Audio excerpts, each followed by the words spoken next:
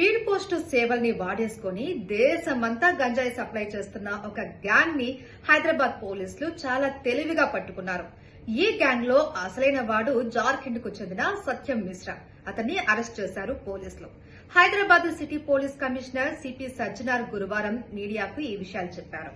Shocking విషయం ఏంటంటే ఇక్కడ ఈ గ్యాంగ్ సంవత్సరానికి 4 కోట్ల నుంచి 5 కోట్ల వ్యాపారం చేస్తుందట.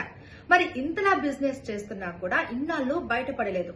చెక్ పోస్టుల దగ్గర అక్రమంగా వాహనాల్లో తరలిస్తున్న గంజాయిని పట్టుకుంటున్న పోలీసులు ఇలా స్పీడ్ పోస్టుల్లో వెళ్లిపోతున్న గంజాయిని మాత్రం ఇన్నాళ్లు పట్టుకోలేకపోయారనంటే నిజంగా ఆశ్చర్యం. పోలీసులకు ఎవరో ఈ విషయాన్ని రహస్యంగా చెప్పారు. లేకపోతే ఇప్పటికీ కూడా ఈ విషయం తెలియకపోవచ్చు.